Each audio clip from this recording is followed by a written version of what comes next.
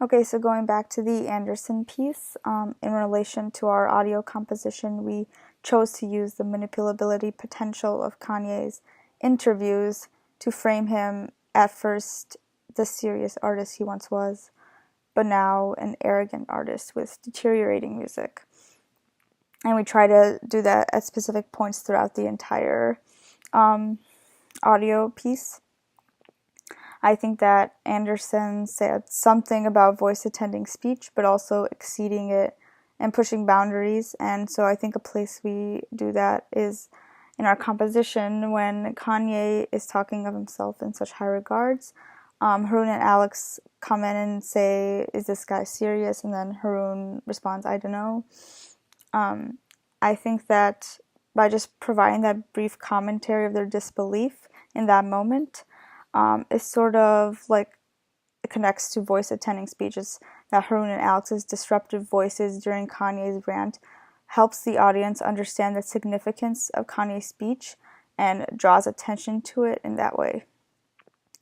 For affordances, like I mentioned earlier, a video recording would distract our audience. The reason being, since this audio project includes several different Kanye interviews, there wouldn't be a flow to the piece, which was important for us so the audience would have a more pleasant, enjoyable experience.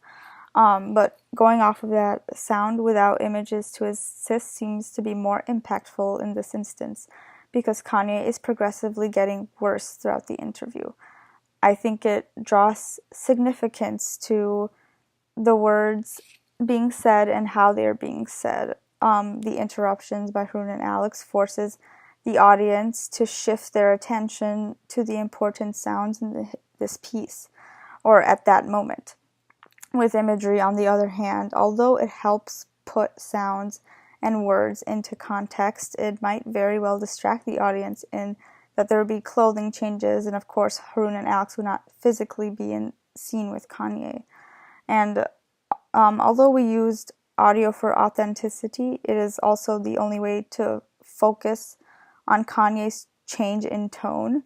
His attitude is reflected in the way he speaks. You can tell he speaks with sort of more confidence when he's talking about himself being like God, rather than when he was talking about being blessed with his experience as a rapper.